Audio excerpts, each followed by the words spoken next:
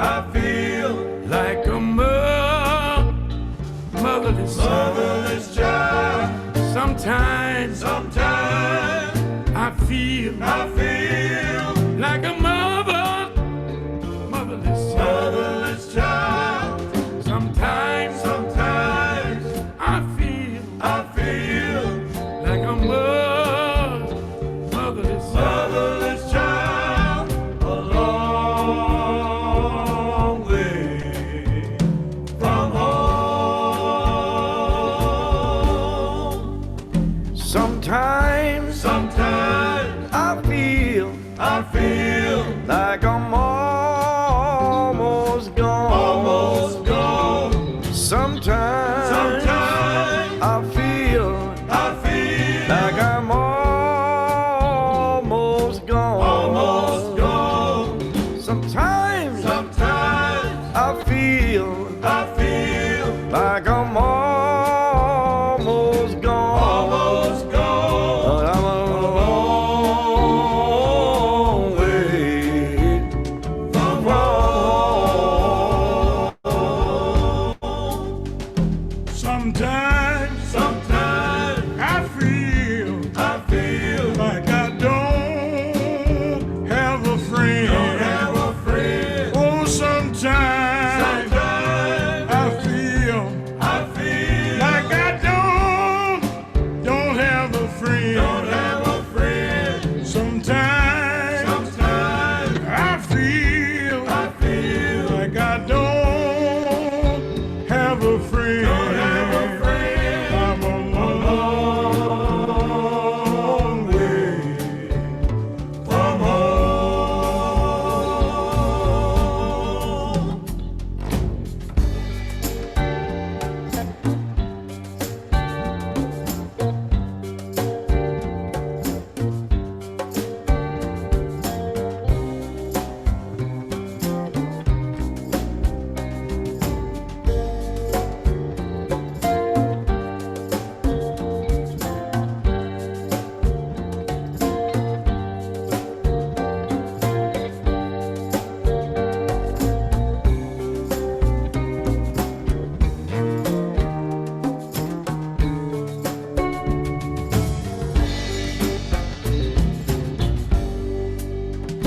Sometimes I feel like a motherless child. Sometimes I feel like a motherless child. Sometimes I feel like a motherless child. A long way from home. A long way from home.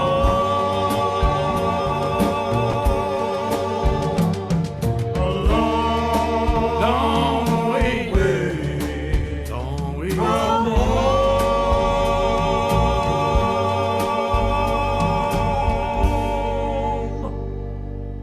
long way from home.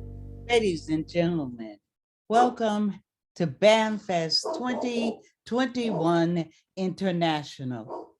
Tonight, you'll be enjoying the second part of a reading of Journey of Names, written by Will Crossman, read by the Lower Bottom Players.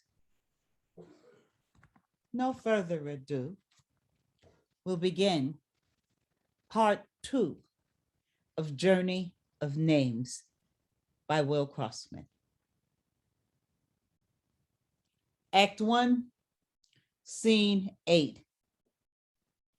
It's the morning of the next day.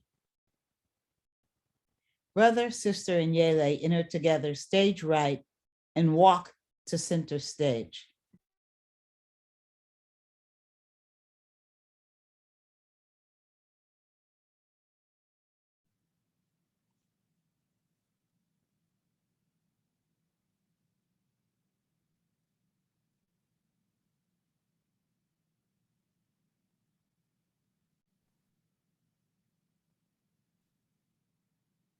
Brother begins by saying,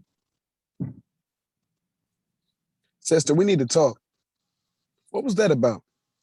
You shooing Yele and me away while you and Mama talking and crying and singing? Look like some heavy stuff coming down with Mama and Mama's in sorrow. That blues she sings is a sorrowful blues. I've known it's been about her missing her mama. So when I saw her here on stage by herself and heard her humming it again, I took a chance, asked her about her mama, and some other memories started to spill out along with her tears. Her mama's name was Yewande, but she called herself Wanda. She left when Mama was 5 years old, and Mama's never heard from her since. Doesn't know if Wanda's alive or dead. It's becoming clear to me that Mama hates her, loves her, can't forget her, can't forgive her, and in her heart of hearts still deeply misses her. All of that's bundled up in that blues she sings. Those feelings never left her. I wonder why she sings it over and over. But Mama's writing and rehearsing the ancestor tree is bringing all those feelings back to her big time. Imagine how she's waking up every day and filling that empty space in her family story, Wanda's space, and filling that same empty space inside of herself. Getting her play to the stage has made it all well up inside her like a tidal wave that's cresting. And she's having a harder and harder time keeping her head above water. She's feeling like she's drowning. I think we've all been seeing that something just going on with her since we started to work on the play. This rehearsal, one moment, she's needing extra time to herself to pull herself together. So unlike her. In the next moment, she's pushing the cast to move quickly into the next scene without taking time to talk with us or, anything about the scene we just finished. So I apologize to you both for shooing you away when you walked into my talk with Mama. It seemed easier to open it up with Mama one-on-one, woman to woman. For sure, I was going to share with you everything Mama was telling me. Cool, sister. You, Yele, and me, we've always tried to be open with each other, not hide things. Ever since we were little, we got a lifetime of trust happening here. Yeah, we got stronger ties than bind us more than most. Not just blood and growing up together, but this theater and the stage. Our 20-year history of being here with Mama on this damn stage. I swear, the stage has a special smell like a secondhand thrift store mixed with paint and cinnamon. It's followed me ever since I can remember. I can't shake it. Wherever I am, the memory of that smell instantly brings me back to the stage. Funny you should mention cinnamon. That's how Mama remembers her mama smelling. Yeah, maybe our ancestors' tree was a cinnamon tree. Healers say cinnamon gives energy, longevity. That describes our Stevens tribe from our Ia.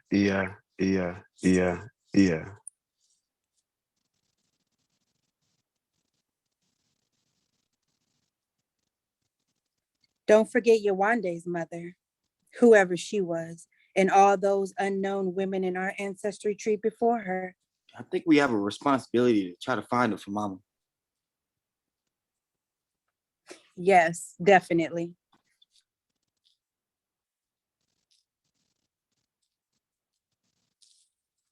At least find out if she's alive. I'll check with some of our family elders, see what they know. I'll look on the internet. Wanda might pop up there. Hey, how's it going? What's happening? Cast members enter singly and in pairs, stage right, and greet one another. Half a minute goes by and the cast gets restless and quieter as they look towards stage right, expecting Madisa to appear. Anyone know where Madisa is? She's usually here before us. We saw her yesterday. She had a lot on her mind. I'll give her a call, see what's up.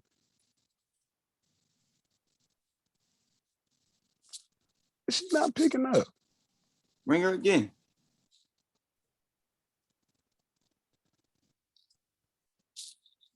Mama, you okay? The cast is here at the theater, waiting for you. And Madisa interrupts him to say something to brother over the phone that the cast can't hear. okay. Okay. Brother puts his phone on speaker and holds his phone up so that Madisa's offstage voice can be heard by the cast. I'm done directing the play. Y'all, it's over. That's all I have to say right now. Brother, tell everyone they can leave. The cast stands there in stunned silence. Sister, We need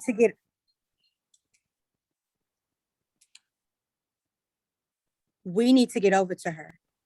Don't know when we'll be back. Sister, brother, and Yele exit quickly, stage right. The cast, still stunned, remains in place. Curtain. Act 2. Act 2, scene 1. The curtain opens on the bedroom of Madisa's apartment. There's a single bed, a bedside table with lamp and books, a dresser, and the wall is filled with community theater posters. Madisa is sitting up in her bed, propped up by pillows, weak and tired. Sister, brother, and Yele enter the bedroom from stage right. All softly greet her. Mama, how are you? What's... You didn't need to come rushing over here, and you don't have to whisper. You think I was gonna kill myself? Rushing over here like that. Don't worry, suicide is not my thing. I'm just tired to the bone. The play, the theater, it's too much. Sister, brother, and Yele look at each other, not knowing what to do. Has the cock got your tongues? Never heard you three so quiet. It's not like you. Mama, it's not like you either. You never left in the middle of a production. I've been fighting some of my demons, and they've been winning. I'm guessing that sister told you about our cry together yesterday. Yes. I'm needing every ounce of energy I have left to destroy these demons hounding me. That's got to be my priority now, not the theater, not the play. How can we help you, Mama? Just leave me be for now. I need to get my bearings, get my strength back. Go on. Sister, brother, and Yele look at each other. They bend down and kiss Madisa on her cheek. They stand and walk towards stage right, almost exiting. You do it. Sister, brother, and Yele, surprised, abruptly stop and turn toward Madisa. What did you say, Mama? You heard me. I said you do it. You direct the ancestor tree. You get it to stage on schedule. All of you have been my assistant directors and stage managers since you were teenagers. You do it. Now leave me. Sister, brother, and Yele look at each other. They look back at Madisa and exit stage right. Act 2, scene 2. Sister, brother, and Yele enter stage right.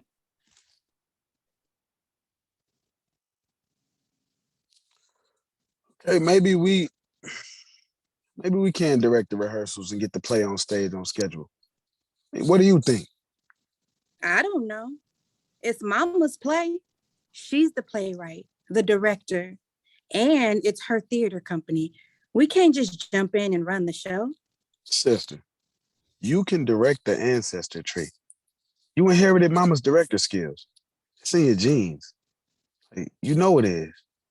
I mean, we've all seen it. Well, okay, I'll try. We owe it to Mama. I'll text the cast and get them back here. They were down the block. I saw them eating lunch on the corner cafe when we drove back. Yele pulls out his phone and texts the cast. After a few moments, the cast quickly enters stage right, mostly silent and worried, all concerned about Madisa. Thanks for getting back here so quick. Ma Adisa's staying home, resting, getting her strength back. She told us to get her play on stage and on schedule. And with your help, we'll get it done. I'll be directing. And I'll sure need your help. Are you all in? Of course. Yes, Yep. we're with you, sister. When you get here in the morning, get right into your sharecroppers' costumes. The stage goes dark. Act 2, Scene 3. It's the next morning. Rehearsal begins again on community theater stage. The cast is dressed in sharecropper cat costumes. The stage spots are on. The cast enters stage right, talking to each other. Hey, everyone. Ready to How go? you doing? The cast breaks off conversation and turns towards sister. Brother, on a cell phone, shakes his head and puts the phone away. No word from Yele. I called his phone, but he's not answering. I just called his wife, Rowena, but she's not answering either. Well, we can't wait for Yele. Places for drummers' burial scenes. Scripts down. Someone turn on the Oak Tree River backdrop in scene spots. Brother turns on backdrop and spots. Act 2, Scene 4, The Ancestor Tree, Drummer's Burial. It is the day after the Stevens family retrieved Drummer's body. The scene opens in daytime under the tree prop by the river at the grave where they just buried Drummer. A grave marker stands on stage floor atop a grave. Oak tree / river projection is on. Ikendayo, Yawande, Akanyele, Adisa, and other sharecroppers stand around the gravesite. All but Adisa are holding rifles by their sides. The sound of African flutes and drum music appears out of nowhere. The cast can't hear this music. The spirit dancers enter unseen by the cast, circles all of them, and then dances to tree prop, clears spirit web with hands, arms, and waving scarf, circles all the characters one more time, then exits stage left. We thank you for joining us here. Drummer would appreciate it. We do too. This beautiful man, my husband and father of Adisa, we lay to rest today under his favorite tree. Drummer called it the ancestor tree because it was a tree the spirits of our ancestors like to come to rest in its shade with us and talk to us, help us figure out which road we need to follow to freedom. Drummer struggled against all odds to help free us all. And for that, he was killed. The ones that killed him, though they appear confident of their power over us, in reality, they desperately fear us. They fear our power. The day will come when those that killed Drummer and so many others of us will get what they deserve, and we will receive justice and redemption. That day won't come easily. We will have to struggle and struggle some more. We will have to pass the struggle on to our young ones and they to their young ones. What you plan to do now, though? The sheriff and the Klan have marked you as troublemakers. Night Riders will burn your place down and kill you too. We're leaving the county today. We've packed our belongings. By sunset, we'll be gone. We'll head to the big city. We'll find work. Adisa will be able to start school. Our hearts are filled with sadness and regret, not only for the loss of our beloved Drummer, but because we're abandoning all of you at the very moment we started to organize against the landowners. Don't worry. We'll carry it on. Yes, we will. The sharecroppers and the Stevens family hug and shake hands. The Stevens family exits stage right. The sharecroppers watch them exit and wave goodbye. The sharecroppers exit stage right. Act 2, Scene 5. Weather turns Oak Tree River backdrop and scene spots off. Madisa enters stage right unexpectedly, walks to center stage with an unexpected high energy. The cast is startled to see her and they surround her. Madisa, are you okay? I'm okay. I caught the last moment to the scene from backstage. Y'all keeping it on track. Just so you know, I'm back and we'll be keeping it on track together. Her and brother exchange looks of disbelief and concern. They shake their heads and mouth the words, "What?" Sister, thanks for filling in. You did a fine job. Where's Yele? We don't know. We're hoping he'll call. Huh. Well, I guess you need me to say something. After I shooed Sister, Brother, and Yele out my bedroom, our ancestor Ekundayo paid me a visit, and that's putting it mildly. She grabbed me by my shoulders, shook me hard, said, Adisa, what do you think you're doing? You can't quit. You come from a whole line of ancestor women who never quit nothing, and you're not gonna be the first. Then she let go of my shoulders and said, now you listen to me. So what did he say? She said, the roots of our ancestor tree you're writing about reach deep under the ocean, all the way back to our motherland. And through those roots, the waters of Africa's rivers flow back up into our tree and into us. Then she said, each of us is a leaf on a branch of our family's ancestor tree. When the winter time of our lives approaches, as it did for us, and will for you someday, Adisa, the leaves that are each of us start to dry up and shrivel. Even before our leaves fall to the ground, a new generation of buds is getting ready to pop out on those very same branches. But others in this land try to uproot our trees and kill our families, our people. We survive and endure by remembering where we come from and by embracing our ancestors, by speaking their names and telling and retelling their stories. Then Ekundayo said, now go, Adisa, and speak our names and tell our story. So I had to get myself back here. The telephone rings. There's a call.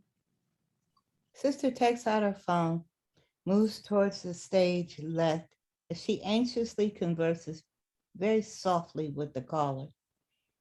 The cast turns towards Sister and remains silent in anticipation of some news about Yele.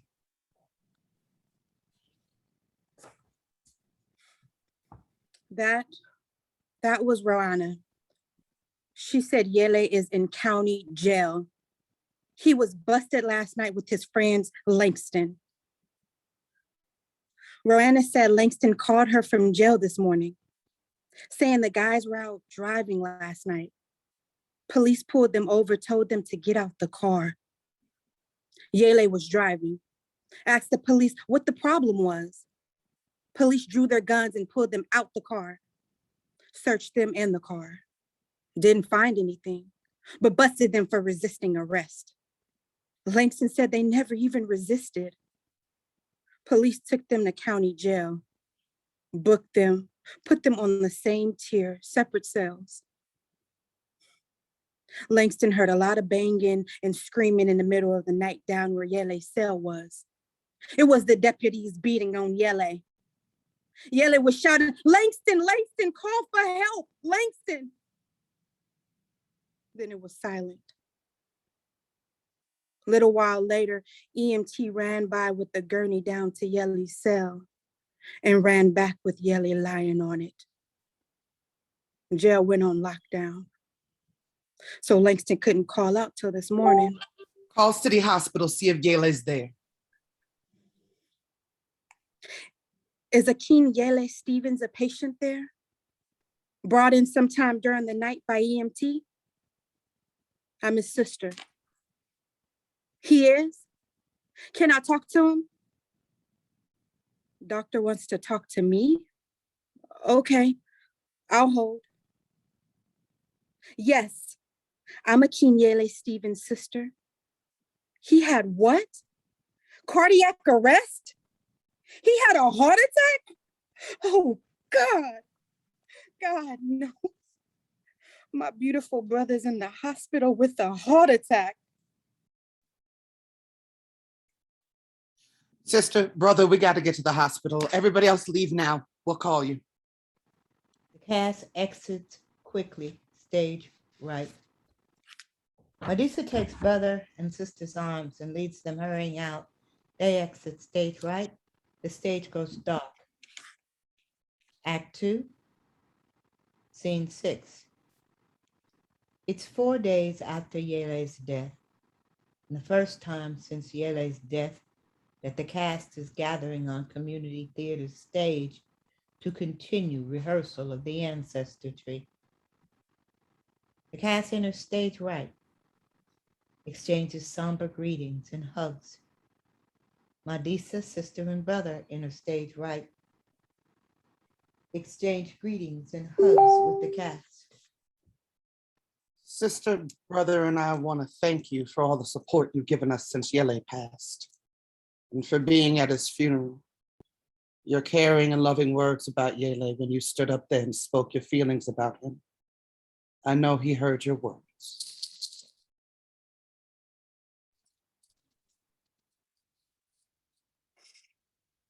And for keeping in touch with all the phone calls and messages you sent us these last few days. We need to find a way to use our grief about Yele's passing to give us the strength to keep moving forward with the play. And The phone rings. Madisa impatiently pulls it out of her pocket and looks to see who's calling. She sees that it's the mayor. damn him. What, Robert? I'm here. Madisa hangs the phone up. It's the mayor. He's parking outside. He said he's coming to express condolences about Yele. Leave me now. I need to do this with him one-on-one. The cast exits stage right. The mayor enters stage right, walking energetically, but looking somber. He walks straight up to Madisa. Madisa, I'm so sorry to hear about Yele's passing. You know, I was in Washington, D.C. at a mayor's conference, and I couldn't be here for his funeral. What a tragedy. So young to go like that. I knew him since he was a child. Kelly and I want you to know that we share your grief. And if there's anything, anything, I can do to help you and your family, please tell me. Your deputies murdered Yele. My Yele, your deputies murdered him. You hear what I'm saying? They murdered my Yele. Your deputies, Robert. They beat him almost to death. Then they tasered him. That's how he died there. In your jail, my beautiful young son. The coroner's report said Yele had broken bones in his face, broken ribs, and taser burns all over his body. You can't cover that up. It's in the report. But the sheriff report said the deputies were only trying to pacify Yele because he was being uncooperative. Shut up. Shut up, Robert. I don't want to hear you or anyone else ever say those words again. That report's a vicious lie, a cover-up meant to hide the cold fact that your deputies murdered my son in your jail. It was a lynching, plain and simple. I don't know what to say, Madisa. Yele had everything to live for. His wife, Rohanna, and his 2 kids. He loved them more than anything. And they loved him. Everyone who knew Yele loved him. He loved his life, loved being the young man he was. He had a job, planned on taking more classes to finish his college degree, and a big part in the new play we're rehearsing. I'm so sorry.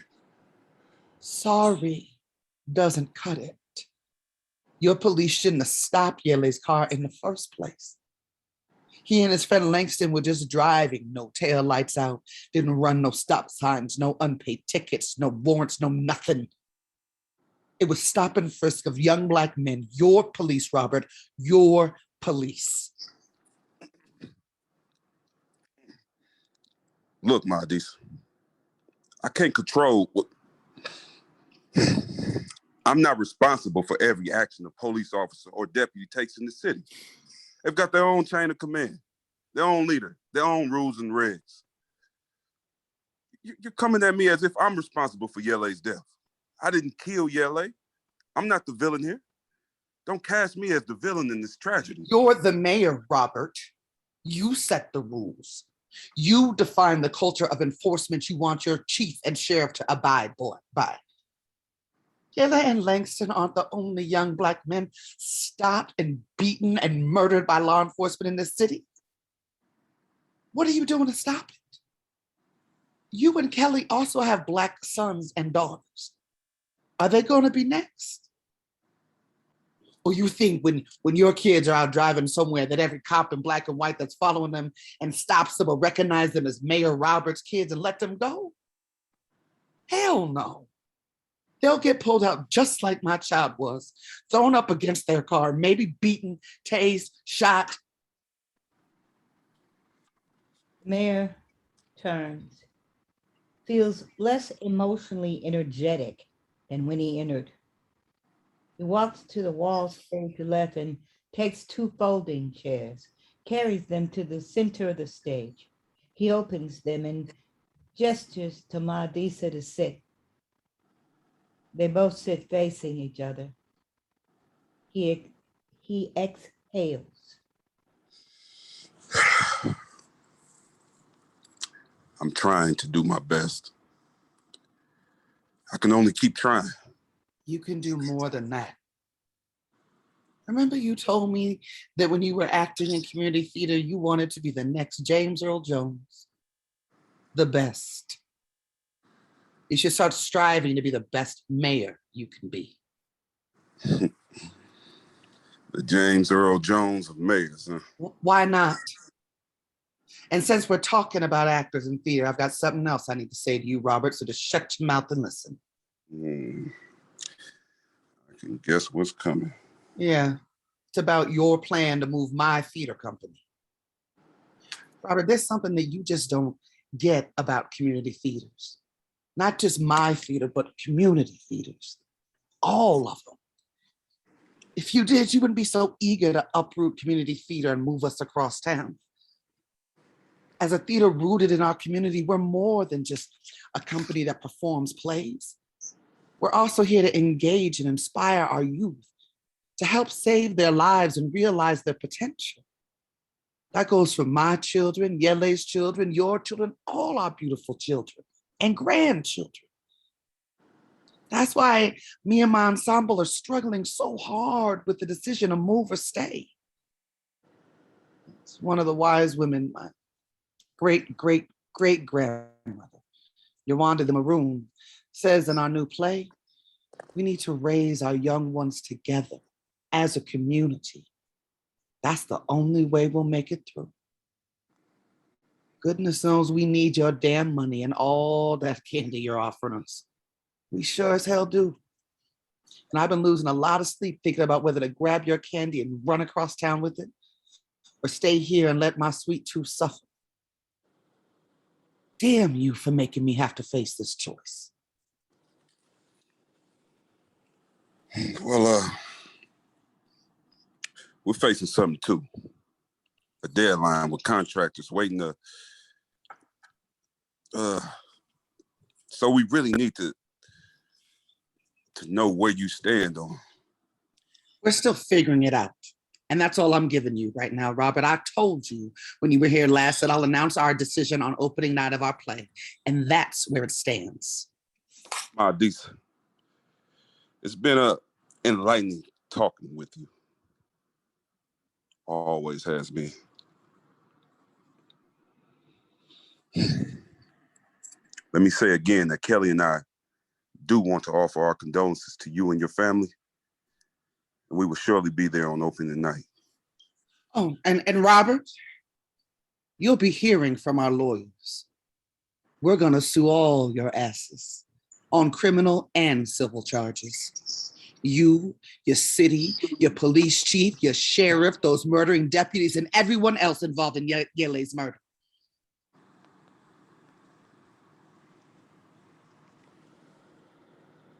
Where's my cast?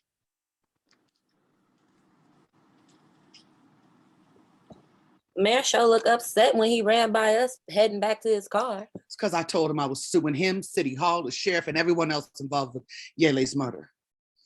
And our dear friend, Mayor Robert, is still trying to pressure us. Said he needs to know now whether we're moving community theater across town. Sounds like it's flight or fight time for our theater. Yes, indeed. Flight or fight. Imani just laid out the cold choice we face. My dear cast, it's time to put our thoughts out on the table. The future of our theater is in our hands. Don't hold back. I need to know what y'all thinking. Okay. Here's why I think we should move. More money, more Benjamins. Look at what's happening to our part of the town. The Black community that supported us for 20 years is being run out of town by whites moving in. On this very block where our theater is, there are hardly any Black families. Gentrification pricing them out. And they're moving to the outer suburbs where they can still buy or rent a place. Or else they're moving to other cities where jobs and homes are easier to find. I see where you're going with this. Who's gonna come see our plays if we stay here in the community? Yeah. Will our loyal Black audience really travel all the way back from the outer burbs to see our plays? Will the new white families of the block really want to see plays staged by Black theater company? No matter how we flower them, I think the answer is no and no. I've got to agree with Bomani. There's more of a chance for us to survive in a central city art center where we could rub shoulders with all the other art groups and with their audiences who might become our audiences. Thinking about those maroons in our play. I think they were right to leave the mountaintop to save themselves.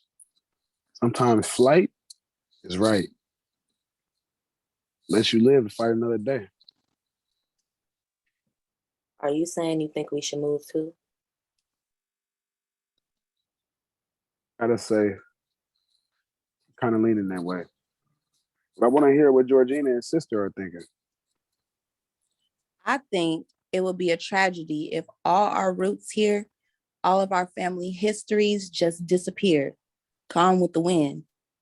Some of you may not know it, but when I was 10, my family moved from here, from Mississippi, where my folks were sharecroppers on a cotton farm, just like Medesa's grandparents were, and I was picking cotton too with folks in those fields.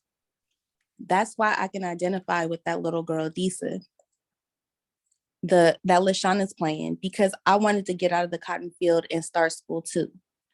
From my own childhood to my granddaughter who was born here in the city and is playing the part of the little cotton farm girl. It's like my life has come full circle, but in a good way. So many Black families came to this city, to this community we're in, to make better lives for themselves. They put down roots, fell in love, grew their children here, went to church together, danced together, made friends for life. There's a history here in this community that I just don't want to walk away from. Well, I'm thinking about what's been holding our community together up to now. The people, sure, but it takes, what's the word? Gathering places. Georgina mentioned the churches, places to dance. We're a gathering place too. We are a community theater. For 20 years, we've been helping to anchor this strong Black community. And if there's still going to be a Black community here in a couple of years, it will be because some gathering places stayed here and helped to hold it together. That's why I want community theater to stay and not move across the town.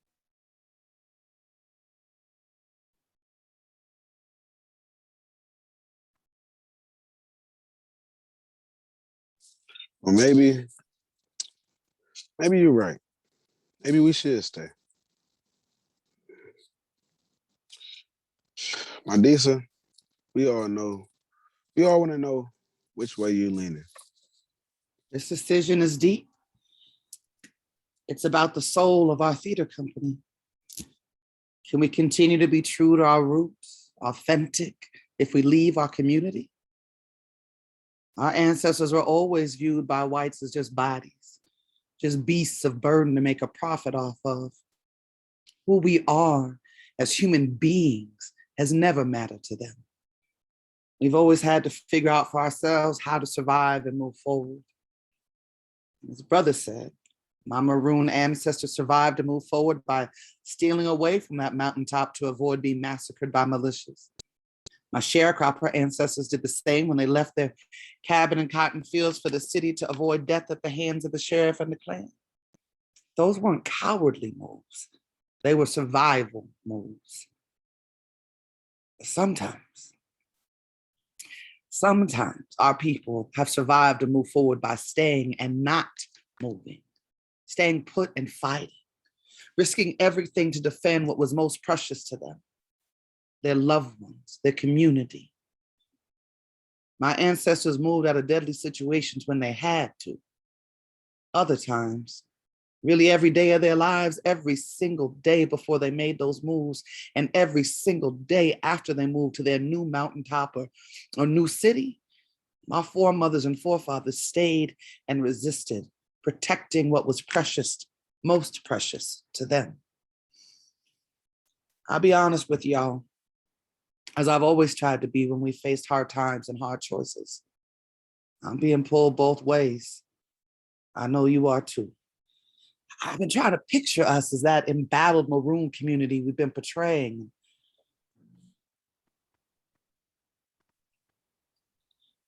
And the maroon elder took a vote, asked each person to speak his or her mind by stepping forward. As the quote unquote elder here, I'm thinking we should take that vote too. The maroon elder followed the wishes of his community, and I will too. Well, remember the elder did step forward and voted too. But there's one member of our theater who isn't here to speak his mind or step forward. What would Yele say? What would he want us to do? The sound of African flute and drum music, unheard by the cast, appears to come from nowhere. The ancestor spirit dancers enter from stage left, unseen by the cast. They circle the cast and then dance to the tree prop, clear the spirit web with hands, arms, and waving scarf. Circle the cast one more time and then exit. Our ancestors, those maroons and sharecroppers, I can feel them. They're right here in our theater with us. I can feel Yele here with us too. Can't you? We need to listen to them. They're trying to show us the way. Maldisa and the cast pause as they meditate, or look upward or look down as if in prayer. The cast looks at Maldisa and motions to each other that Maldisa needs to be alone to reflect on what just took place, and that they should exit the stage. The cast exits stage right. Act 2, Scene 7. Maldisa remains at center stage, standing still, looking upward, appearing to be silently speaking to the ancestors. Several moments pass. Sister enters stage right, takes several steps on stage. Softly and nervously, she interrupts. Mama, I'm sorry to interrupt you, but I brought someone. I hope you won't be angry at me, but Sister turns and walks off stage right and returns, holding the arm of an elderly woman who is nicely dressed and coiffed. The woman appears hesitant. Mama, this is Wanda. No, no, oh no.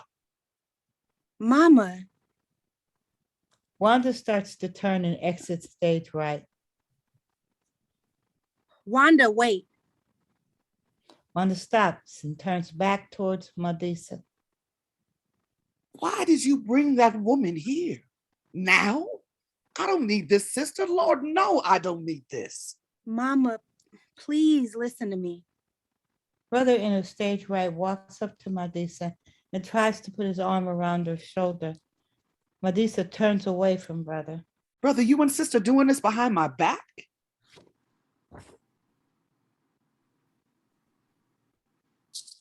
Sister and I, we know this is hard for you, but you just lost Yele. We've all just lost.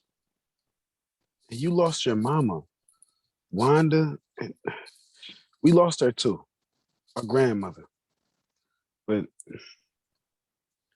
she came because she wanted to see you.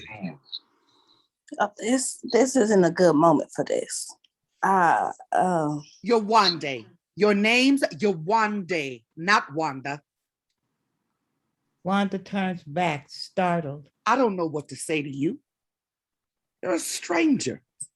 You left me when I was 5. What am I supposed to do? Give you a big hug? Pretend you've been a mother to me?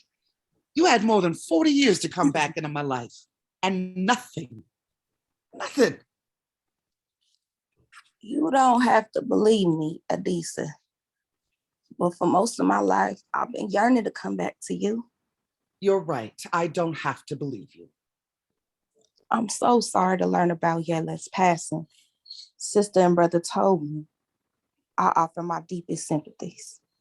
Yele, your grandson, whom you've never even met.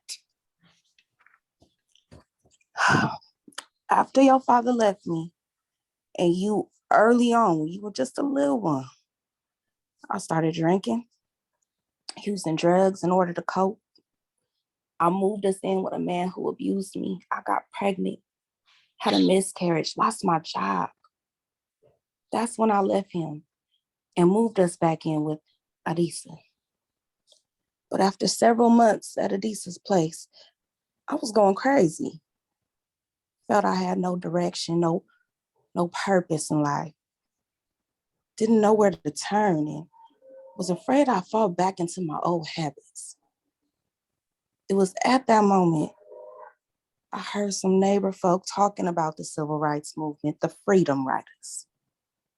Then I saw those young people on TV, same age I was, boarding those buses, risking their lives for what they believed in. It hit me right here. And I felt something like I never felt anything before, except when I had you. I knew I had to join them. I knew I couldn't take you, my lovely little 5-year-old, on those freedom rides with me. I left you with Adisa, and then I left. Met up with a group of freedom riders, rode the buses with them, got beaten up by racists with them, got thrown in jail with them. Later, some of us joined student nonviolent coordinating committees. That's where I met the man I fell in love with. We married, kept working for civil rights, and after a while, we started our own family. We've been together ever since. I think I've heard enough. Yawande, if you're done. Mama, let her finish. I was planning to come back and get you. Why didn't I?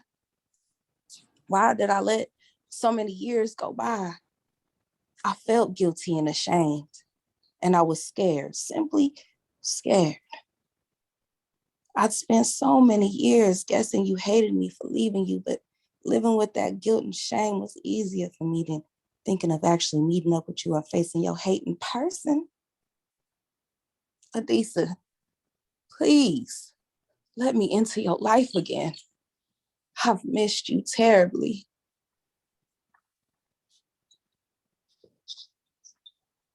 Medusa turns her back on sister, brother, and Wanda. She crouches down and makes low, moaning sounds. Adisa? Medusa turns away, still crouching. She recoils at Wanda's attempt to touch her. Wanda turns and begins to exit stage right. Sister walks towards Wanda. Wanda gestures to sister to stay. It's okay. Maybe another time. Wanda exits stage right. Sister and brother kneel down next to Madisa and try to embrace her. And then each holding one of Madisa's arms, slowly lift her up. Mama, we need to have a family council with you right now.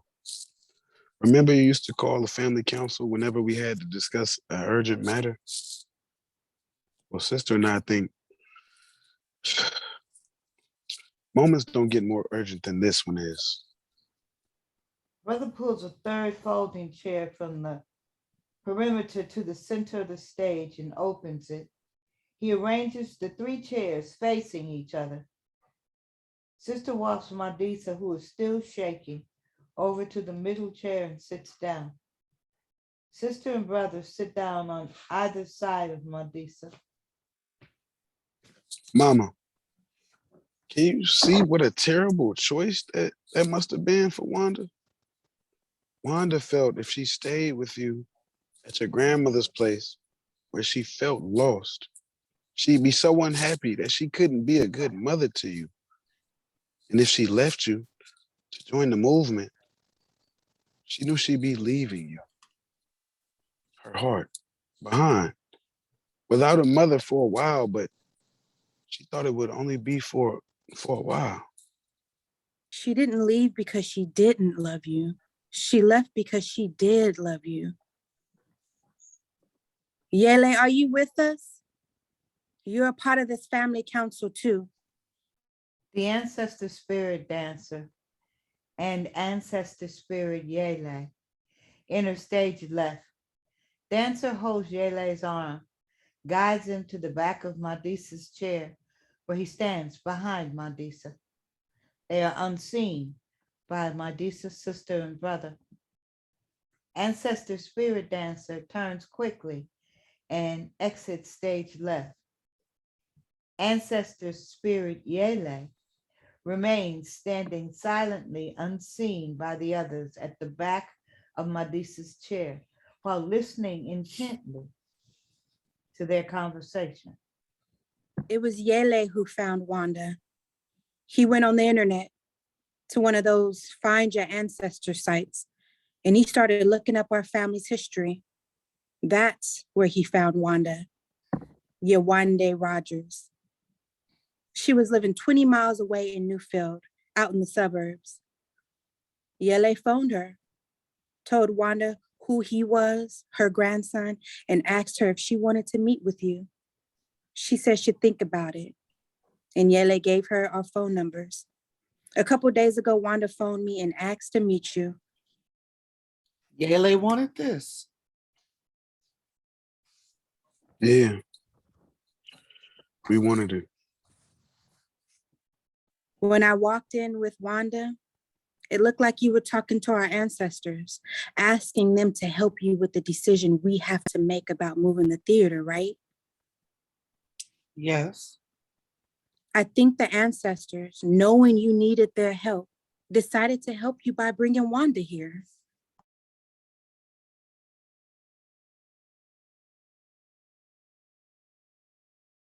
Let me get this straight. You two believe Yele and the other ancestors arranged Wanda's visit to help me decide the future of the theater? How the hell does that add up?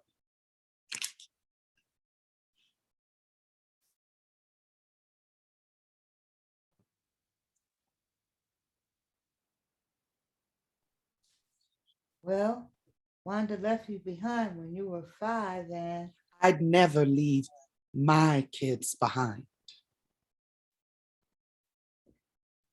Mom, if we move away from this community and this theater, we be leaving Yele behind. Yele's spirit is still here in this theater, in this old church. Our brother's still here. This is where he was born, where he Where, grew up. where he would draw pictures, read, do his school homework, curl up and nap right over there. During rehearsals, acted in his first play, everything. Don't you see, Mama, how our ancestors are trying to help us make the right decision? Remember in our last talk with the cast about moving the theater, I asked, what would Yele want us to do? He's telling us this is his home. He don't want us to move. Yele, Yele, my baby. I won't leave you.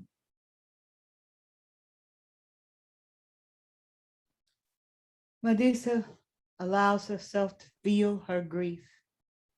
She breaks into deep sobs. Ancestor spirit Yele leans over and kisses Medusa lightly on her cheek. The spirit dancers enter. They approach ancestor spirit Yele and take his arm and guide him quickly to stage left. They exit. Dancer and Yele are unseen by Medusa's sister and brother. Medusa stops crying. She touches her cheek where ancestor spirit Yele kissed her. At first, she appears mystified by the feeling that something had touched her cheek, then appears to perhaps realize what might have caused it. She begins to relax. Brother and sister stand up and lean over and embrace Medusa. Sister hands Medusa tissue to wipe her tears. Mama, you've needed this cry.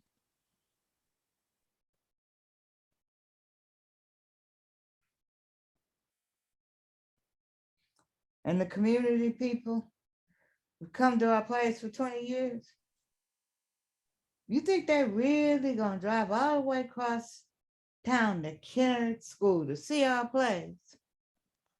I guess not. Thank you, my dears.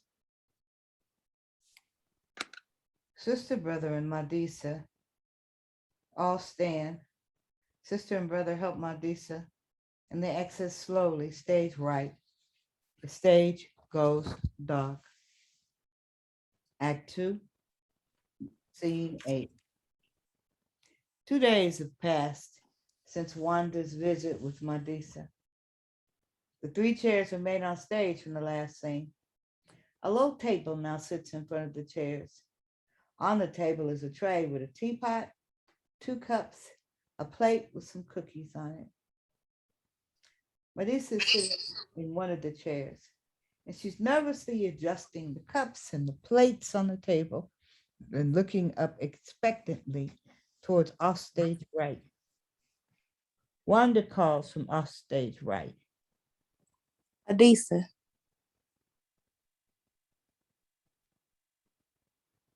Wanda, thank you so much for coming by.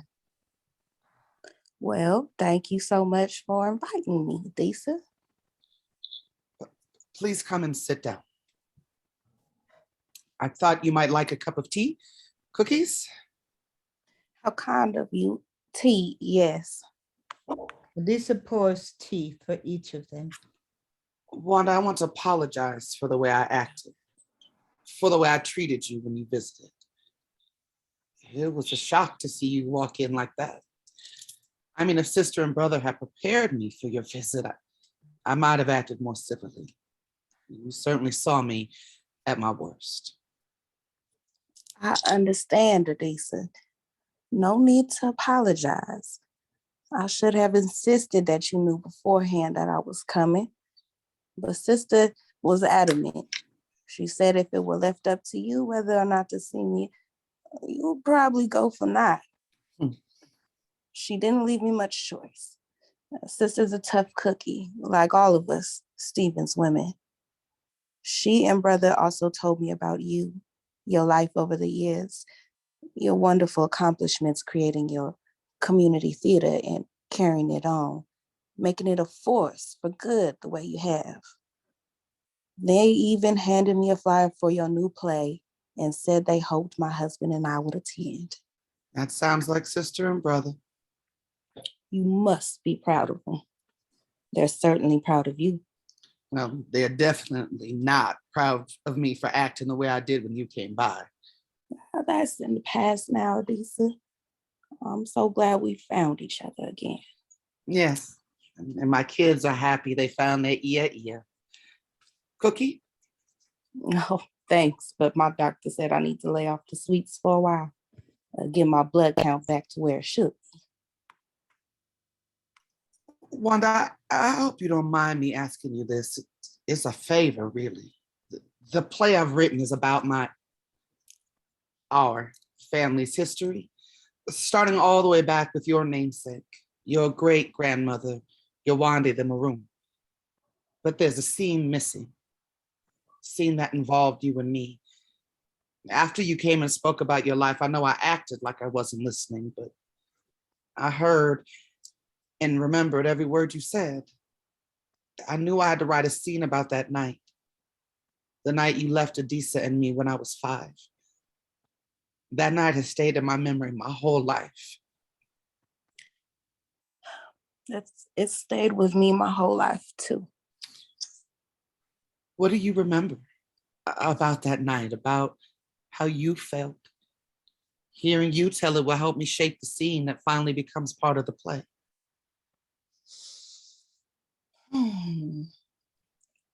I knew I was leaving in the morning.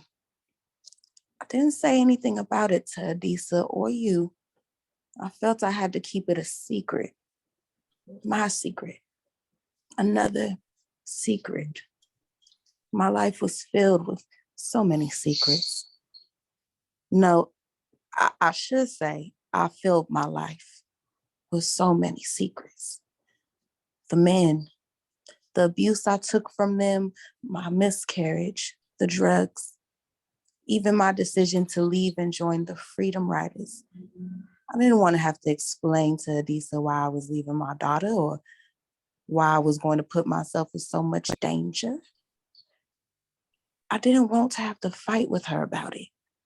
That night, when you and Adisa were asleep, I packed a few things in a bag, took off my dress, got in bed with you, and held you so close to me through the night while you slept. I just pretended to be asleep. I can still remember every moment of that night. You holding me so tight I could hardly breathe. I didn't want to say nothing because I wanted so much for your arms to stay wrapped around me. I was afraid. I didn't know if or when I'd ever see you again. Feeling your little body in my arms so close, I felt almost as if you were back in my womb, a part of me. When I unwrapped my arms from you, got up from the bed and left you before sunrise that morning, I felt like I just had another miscarriage, had just lost another baby. That feelings never left me until now. Adisa, there's something else you should know about our family's history. Something I didn't know until years after I left you and Adisa. Oh? Adisa wasn't my mother. She wasn't your grandmother. She was my grandmother, my Ia. What? What are you telling me? Who was your mother? Adisa had one child, a daughter. She named her Yawande after her grandmother, Yawande the Maroon.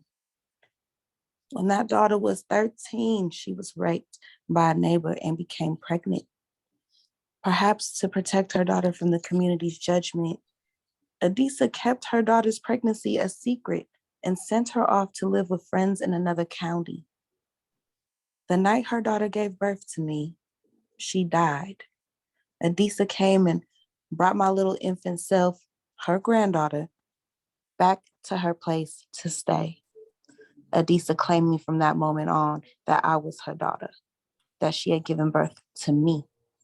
No one in the community had the nerve to say it any differently, to tell another story, or at least not aloud. Adisa was a formidable woman. Nobody wanted to cross her or contradict her. She named me Yawande too, raised me as her own, and never told me the true story of my birth. Years later, after Adisa passed, a close friend of hers found me, told me what really had happened. What can I say? I thought my family story was missing one chapter, yours.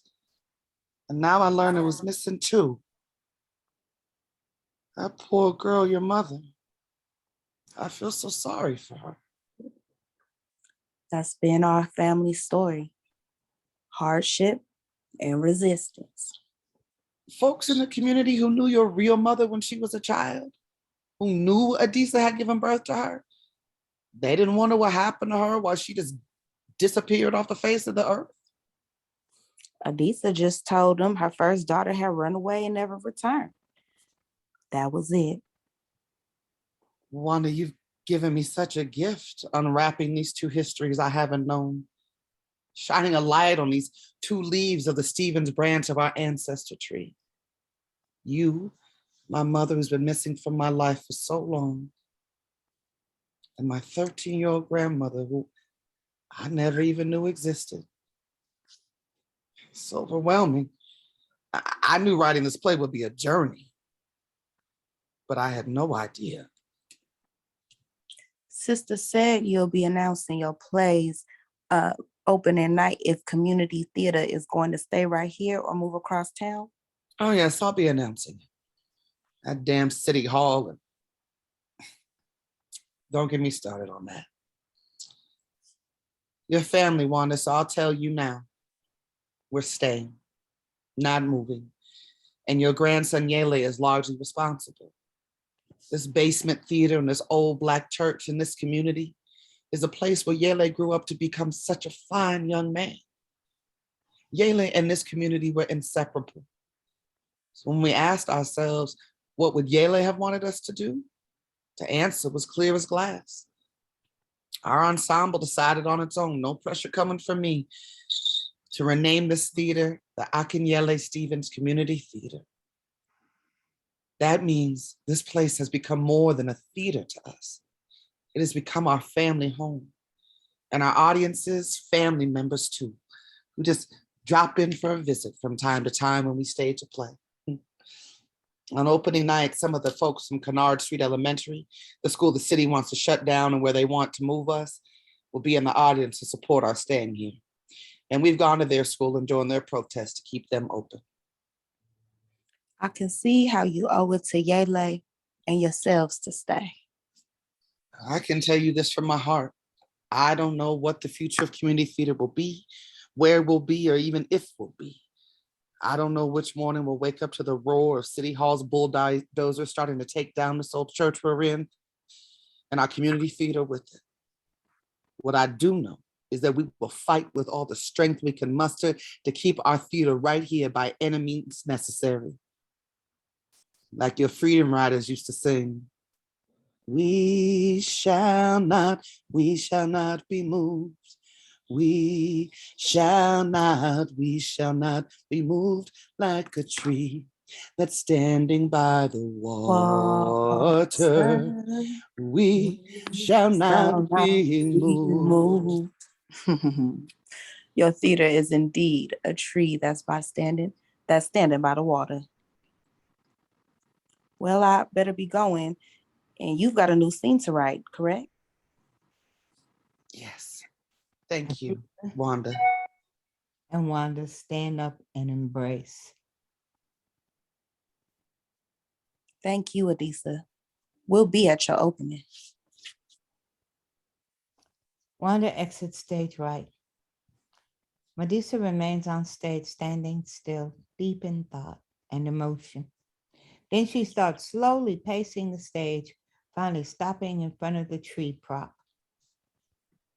My dear ancestors, what you've been putting me through, keeping so many secrets from me, holding back truths that would have eased my troubled mind had you shared them with me years and years ago. You knew Wanda didn't leave me when I was 5 because she didn't love me. You knew that my true grandmother, Wanda's mother, Yawande, named for Yawande the Maroon, was a 13-year-old girl who died in childbirth.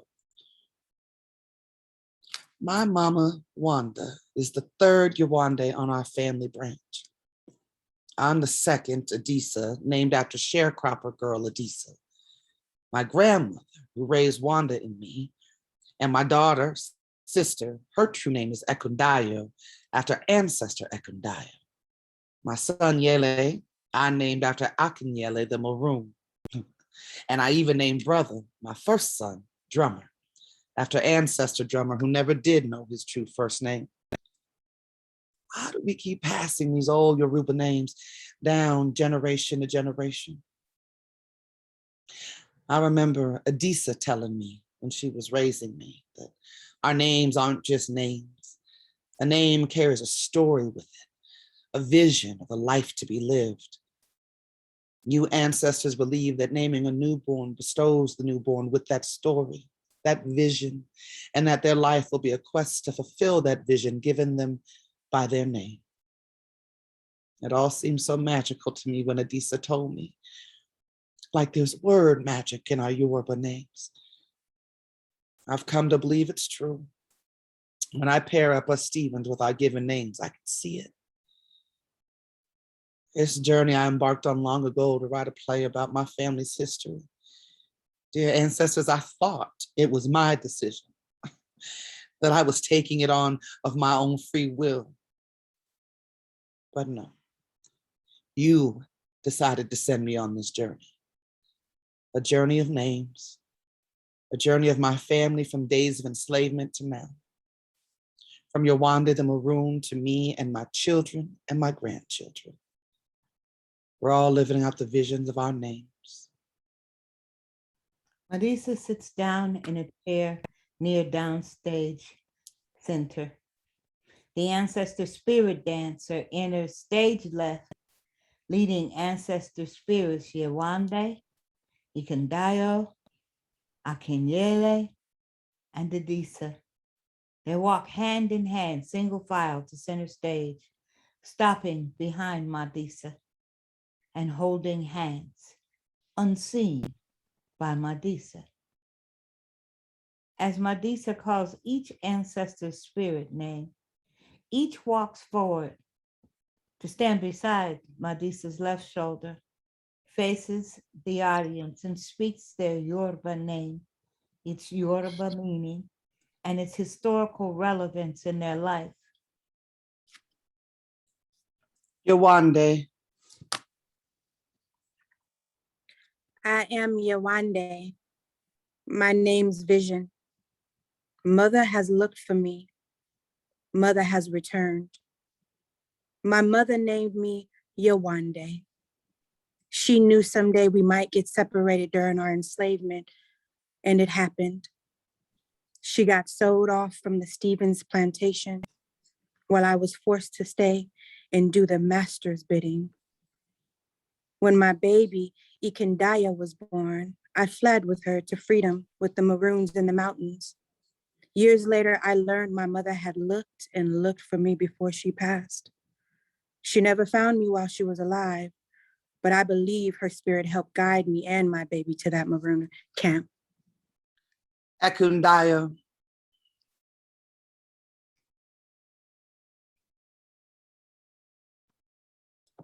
I am Ekundayo. My name's Vision.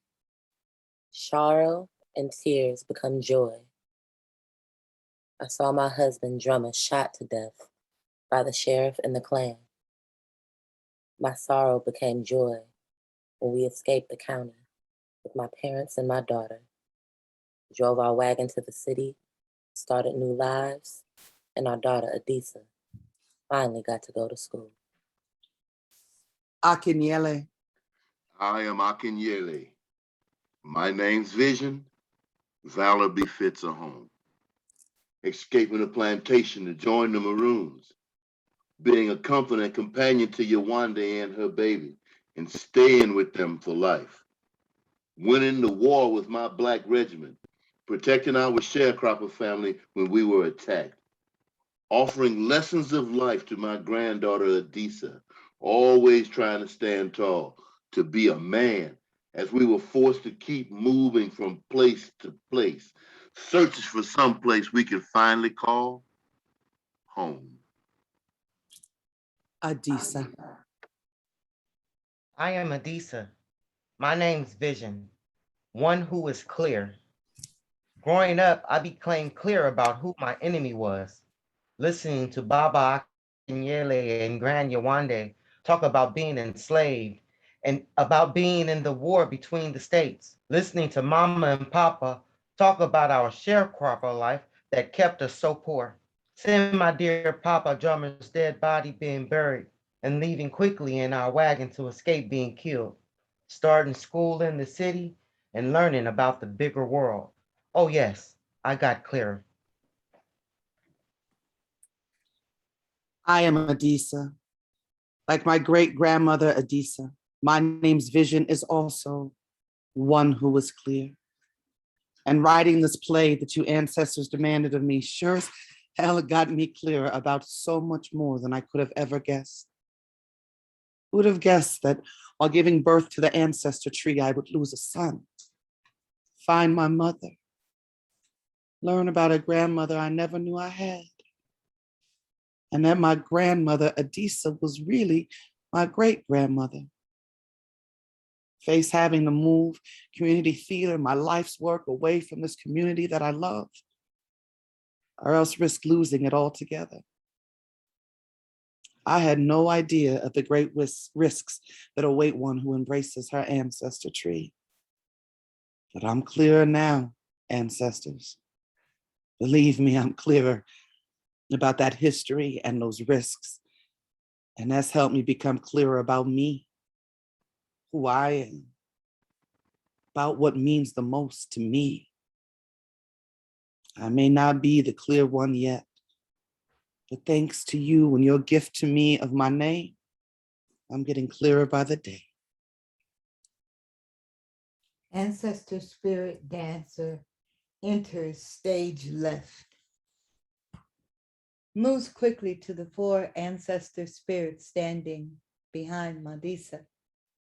The 4 continue holding hands as dancer takes the hand of the one on the end and quickly leads them single file to exit stage left, unseen by Madisa. Madisa remains seated center stage. When the others have exited, she stands and walks slowly as if coming out of a meditative dream state.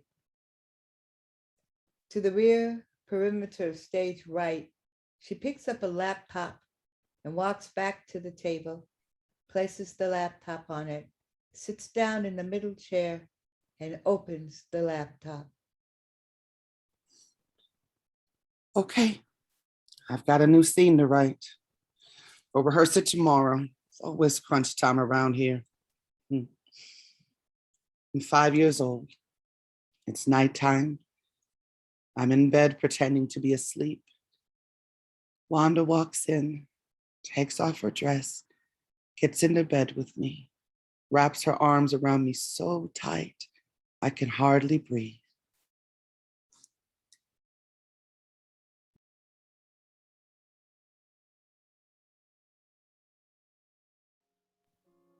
The end.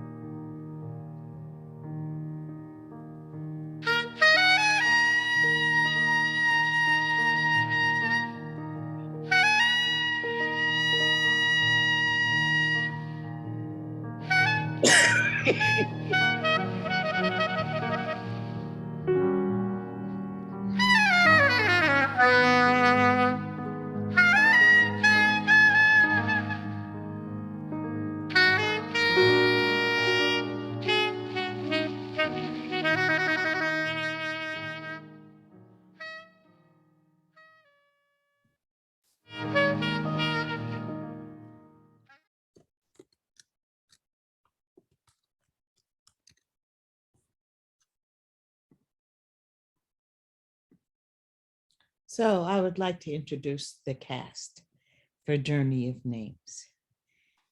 First of all, we have Mr. Stanley Hunt.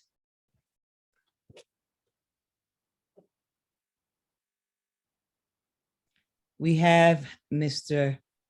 Quran Streets. We have Benjamin Reginald. We have Pierre Scott.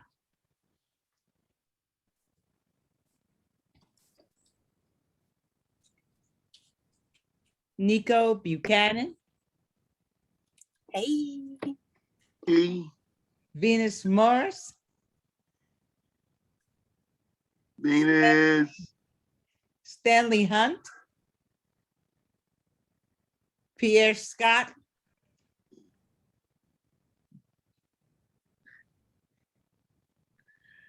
Hey, hey. Noe. Audrey Rose. Hey now, say now. Ms. Cat Brooks. Our stage manager, Kenitra Love. And the goddess of all tech godlike people, A.M. Smiley.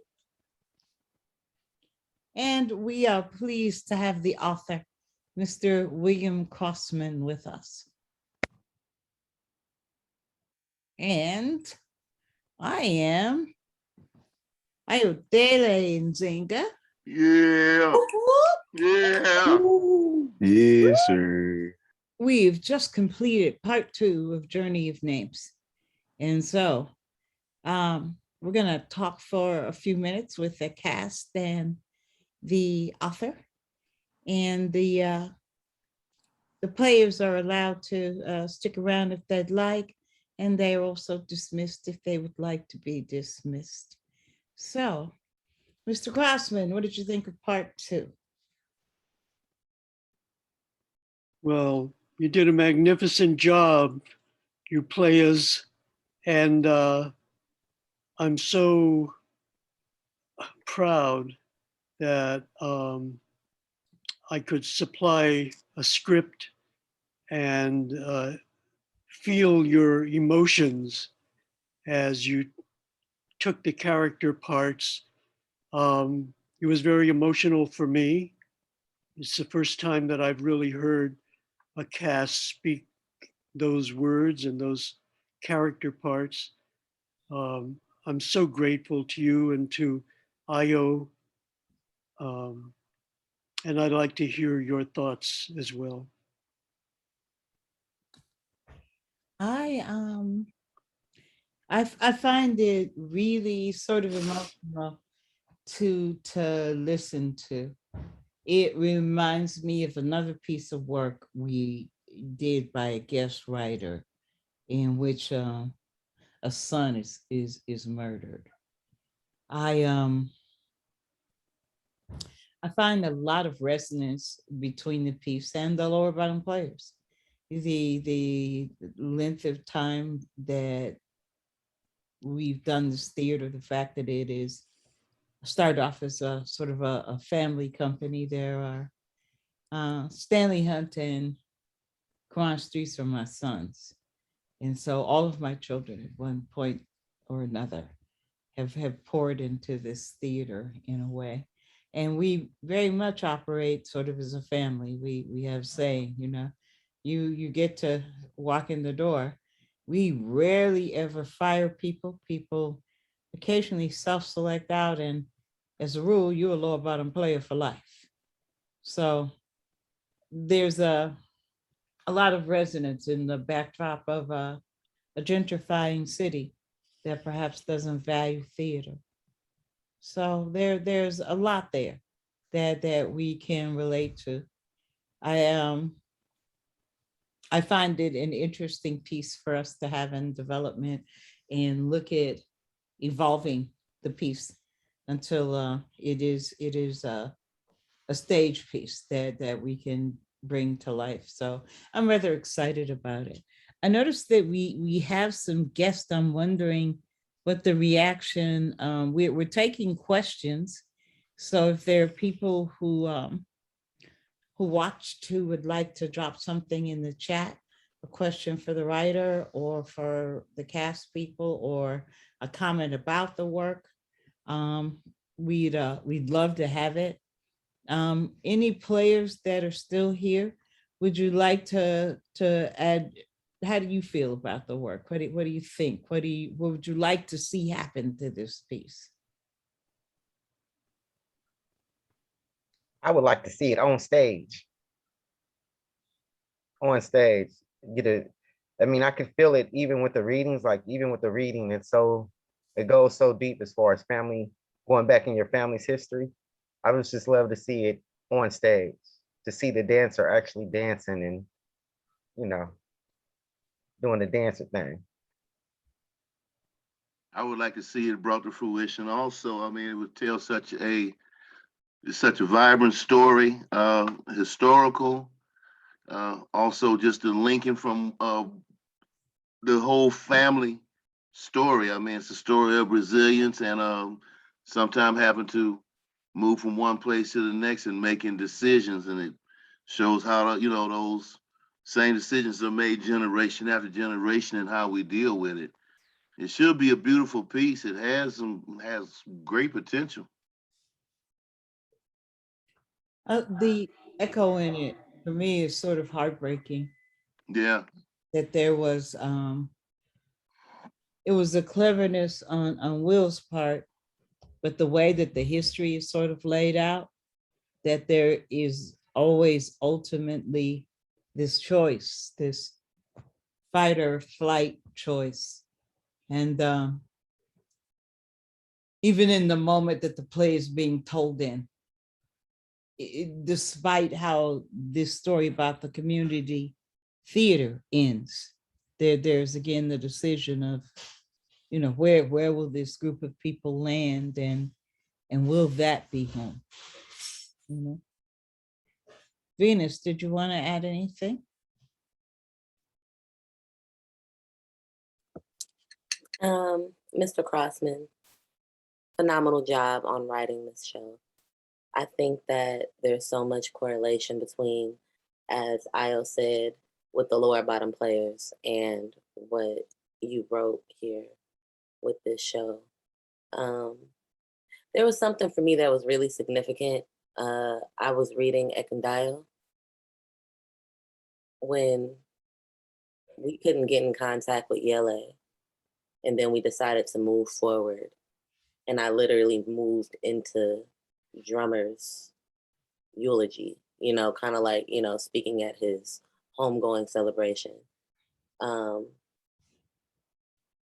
It was really significant. I don't know why it touched me in a different way from the people that I've lost and connected with over my life.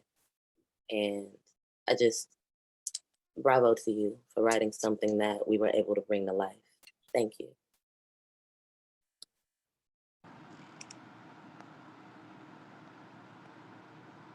Is there something more to be said in this room? Do we have anything? Yeah, I would like to say something. Yes, sir. Being a practitioner of ATR and, venerating my ancestors, a display, I like the way you went with it. It was good. It was good for me. I just loved it, Thank you for writing it. Thank you, Pierre.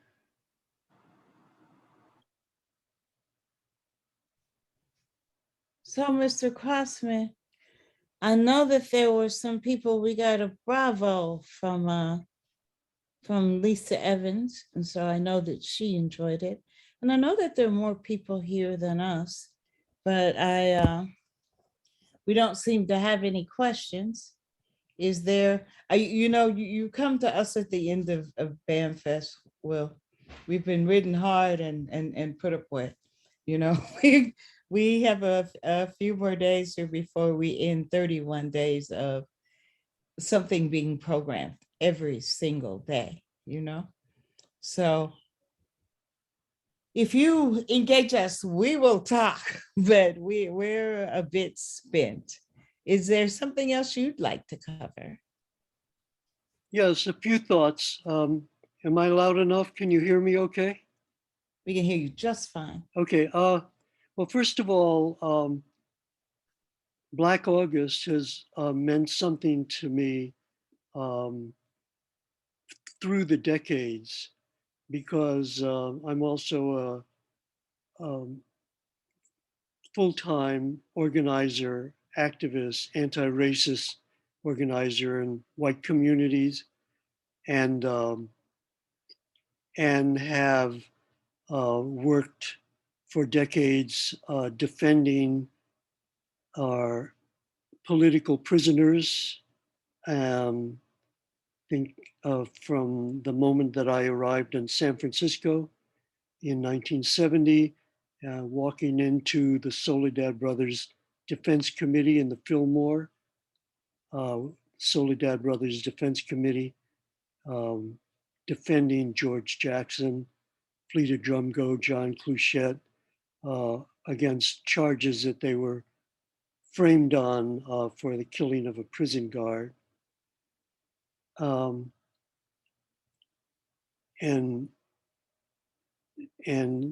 so many meaningful and deep events with the Black movement happening in August.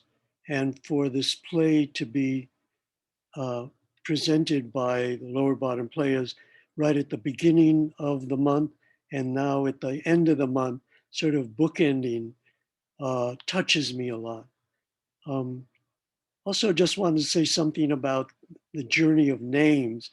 You know, my experiences in every culture, they name their newborns with names that have been meaningful, way back, hundreds, thousands of years.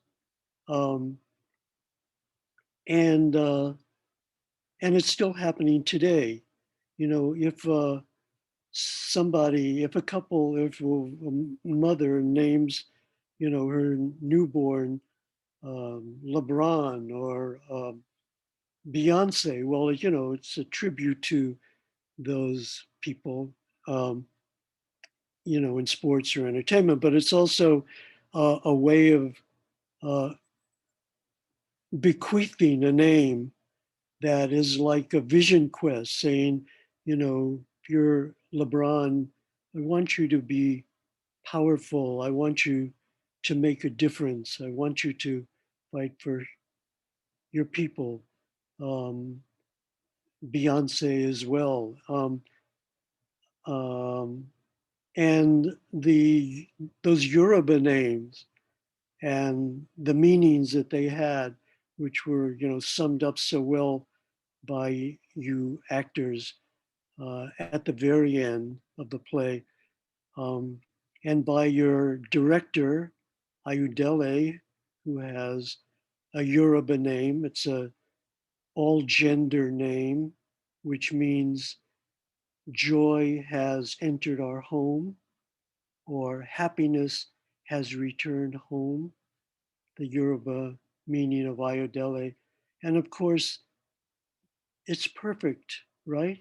She is on that vision quest, and through the creation of the players, has brought happiness and joy to all of our homes.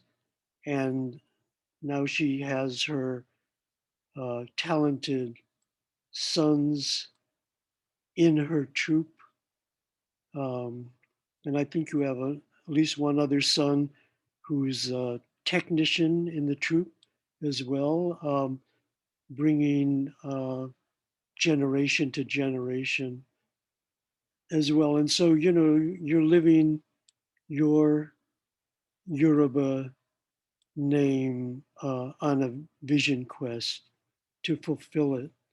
And you're doing a hell of a job, Ayodele, I think. So I guess I've been an educator and teaching a lot of Black students in community colleges and at HBCU. And one thing that I like to do in those classes is to talk about the difference in the ways Black people speak and the ways white people speak about serious issues like ancestors and death. And I'll just mention this as an example and then I'll shut up. When white people talk about someone in their family who died, they'll say, my uncle passed away.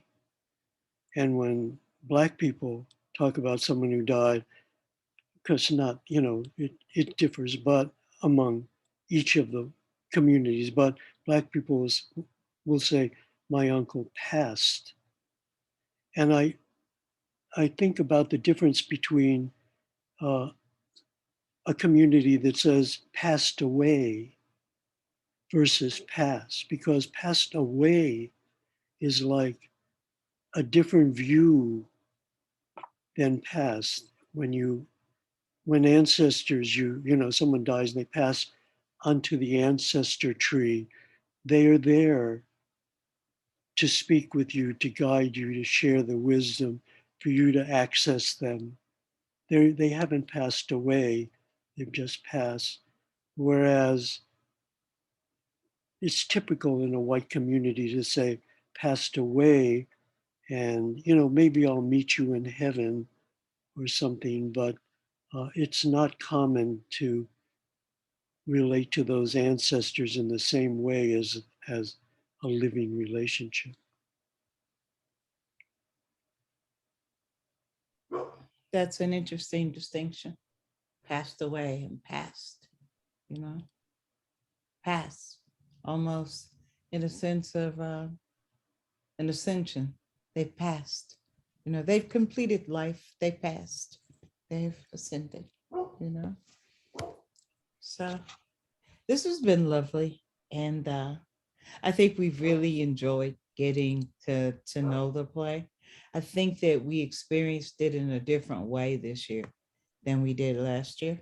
I see the extra writing that you've put into it. And I am anxious to move to the next iteration of it, which is you and I talking about the script and then seeing whether or not it evolves or moves, and then us coming back to it as a large group again and having the players being sort of the baseline of having experienced it in this way, and coming back to see if the tinkering that we do for them is an improvement or whatever. And yeah, I have a better appreciation and the same amount of director's anxiety over the complexity and the 97 people in the cast, you know. But it will be interesting to see how we begin to work with that when they're people, when they're bodies we can move around and not just a story, you know, that we're reading to ourselves over. So I am going to let our Zoom goddess return to the earthly plane. And I'm going to thank Stanley and Venus for hanging out with us. And again, just big appreciation to you, Will, for all of the for the long relationship that you and the players have had. Let's go develop us an audience and see where we can get with this journey of yours. Could I just thank Tayson Sabir for this beautiful poster that she designed? Thank you so much. Yeah, I think we'll hang on to that. Yeah. Yes. Yeah. Yeah. So I think she hit it out of the ballpark with that. It really is a lovely flyer. So Kenitra and Smiley, thank you for all that you do. Ladies, will you take us out of here, please?